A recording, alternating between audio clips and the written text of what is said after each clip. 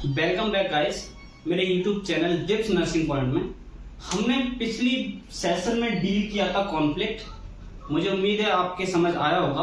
तो आज हम हाजिर हैं साइकोलॉजी के एक और बहुत इंपॉर्टेंट टॉपिक के साथ, फ्रस्ट्रेशन, जो कि यूनिवर्सिटी के एग्जाम के पॉइंट ऑफ व्यू से बहुत ही इंपॉर्टेंट टॉपिक है बीएससी नर्सिंग फर्स्ट ईयर के स्टूडेंट्स के लिए, है ना।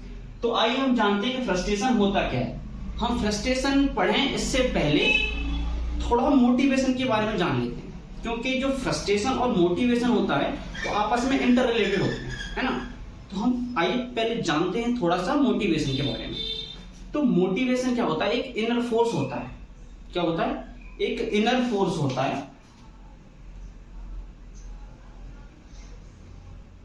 क्या होता है?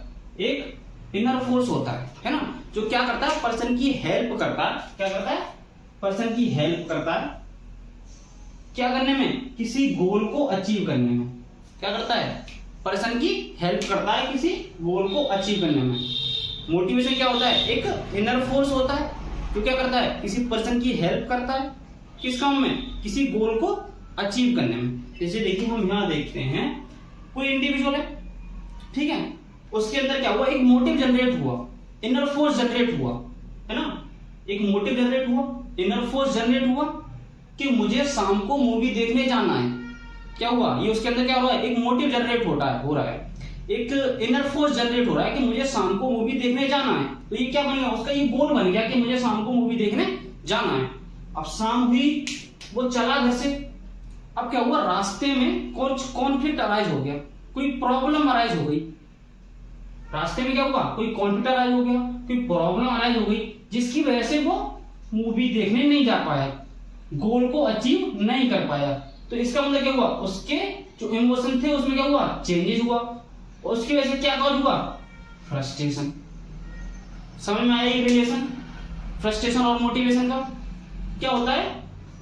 फ्रस्ट्रेशन और मोटिवेशन आपस में इंटर रिलेटेड किस तरह से होते हैं, ये चीज आपकी समझ आ गई होगी।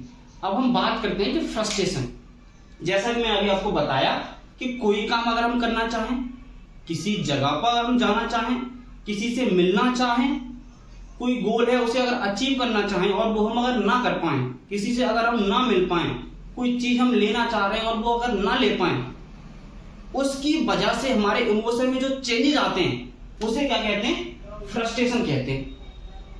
फ्रस्ट्रेशन समझ में आया? मुझे लगता है इंट्रोडक्शन समझ में आ गया होगा। फ्रस्ट्रेशन क्या कहते हैं? कि blockage of any need, blockage of any desire, blockage of any want and failure to achieve goal क्या कहलाता है? फ्रस्ट्रेशन कहलाता है। ठीक है, तो मुझे लगता है इंट्रोडक्शन आपके समझ आ गया होगा। ठीक है, अब हम डील करते हैं डेफिनेशन के साथ। ठीक है, तो ये देखिए, फ्रस्ट्रेशन मींस डिसअपॉइंटमेंट। फ्रस्ट्रेशन का क्या मतलब होता है? डिसअपॉइंटमेंट मतलब निराशा, है ना। It occurs due to blockage of desire, need. ठीक है, तो किसकी वजह से अकर होती है? Blockage of Dzire.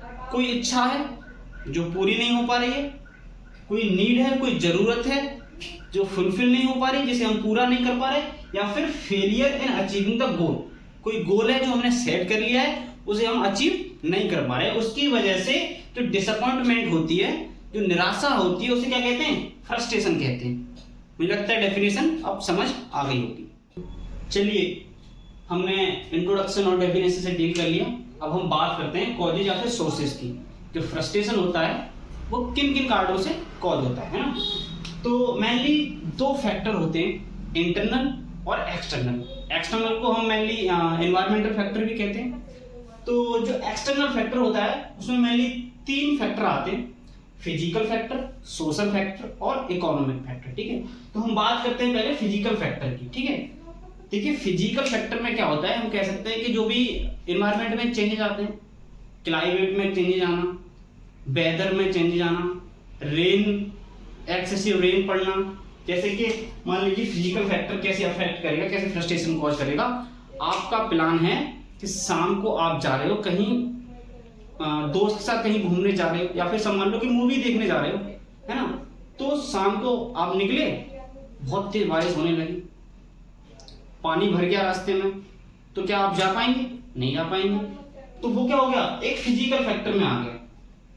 मेरे को समझ में आ गया वो फिजिकल फैक्टर जो भी इन्वायरमेंट की वजह से। अब मान लीजिए आप जा रहे हैं मूवी देखने, रास्ते में जाम लग गया, 5 बजे से आपकी मूवी है, आपको 6-7 रास्ते में ही बज गए, पहुंच ही नहीं पाए टाइम पे, तो वो कौन से फैक्टर आ गए? वो फिजिकल फैक्टर में आ गए। ठीक है, अब बात करते हैं सोशल फैक्टर की। ठीक है, सोशल फैक्टर में मान ले आगे कुछ लॉज होते हैं सोसाइटी की, रेस्ट्रिक्शंस होती हैं। ठीक है, कुछ कोड होते हैं सोसाइटी के, है ना।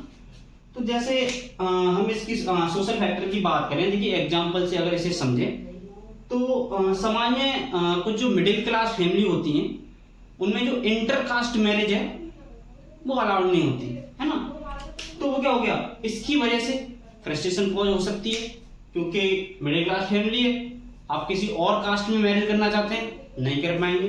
कुछ रूल होते हैं सोसाइटी के, उसके हिसाब से हमें रहना पड़ता है, हम अपने हिसाब से रहना चाहते हैं, हम नहीं रह पाते। तो वो क्या हो गया, वो एक सोशल फैक्टर में आ गया, है ना।